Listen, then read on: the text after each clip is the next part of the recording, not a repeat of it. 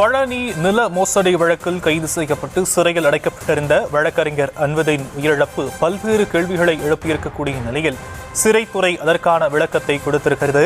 மதுரை சிறையில் உயிரிழந்த அன்வரின் தொடர் மருத்துவ கண்காணிப்பில் இருந்தவர் என சிறைத்துறை தரப்பிலிருந்து விளக்கம் கொடுக்கப்பட்டிருப்பதை அண்மை செய்திகளாக நாம் தற்போது பார்க்கிறோம்.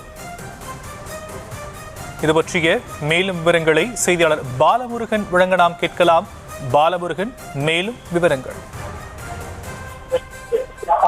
வணக்கம். பழனி தண்டாயுதபாணி சுவாமி கோயிலுக்கு சொந்தமான தண்டாயுதபாணி மடத்தின் 100 கோடி மதிப்பிலான 1.40 ஏக்கர் நிலத்தை போலி ஆவணங்கள் மூலம் மோசடியாக பதிவு செய்ததாக தொடரப்பட்ட வழக்கில் கைது செய்யப்பட்ட வழக்கறிஞர் அன்வரின் சிறையில் இருந்து சிகிச்சைக்காக மதுரை அரசு ராஜாஜி மருத்துவமனைக்கு கொண்டும் வரும் வகையில் உயிரிழந்திருக்கிறார்.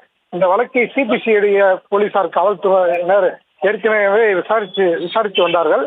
இந்த நிலையில் கடந்த ஜூலை 29 அன்று அன்வரின் மதுரை மத்திய சிறையில் அடைக்கப்பட்ட நிலையில் ஆகஸ்ட் 5, 6, 7 ஆகிய 3 நாட்கள் சிபிசிஐடி போலீசார் காவலில் எடுத்து விசாரணை நடத்தி நேற்று மீண்டும் சிறையில் அடைக்கப்பட்டார். 2018 முதல் இவருக்கு பக்கவாத சிக்கல் இருந்ததாகவும் 10 ஆண்டுகளாக சக்கர நோய் இருந்ததாகவும் சிறையில் அவர் இருந்த அனைத்து நாட்களும் அவருடைய உடல்நிலை குறித்து மருத்துவ பரிசோதனைகள் தொடர்ச்சியாக மேற்கொள்ளப்பட்டு வந்ததாகவும் நேற்று இரவு உணவு உட்கொண்ட பின்னர் தலை சுற்றல் ஏற்பட்டு அரசு மருத்துவமனைக்கு கொண்டு வரும் வழியில் அவர் உயிரிழந்ததாக சிறைத்துறை கண்காணிப்பாளர் தகவல் தெரிவித்திருக்கிறார். அன்வரின் உடல்நிலை குறைவால் மதுரை மத்திய சிறையிலிருந்து அரசு ராஜாஜி மருத்துவமனைக்கு கொண்டு வரும் வழியில் உயிரிழந்த அவர் உடல் மதுரை அரசு ராஜாஜி மருத்துவமனையில் வைக்கப்பட்டிருக்கிறது.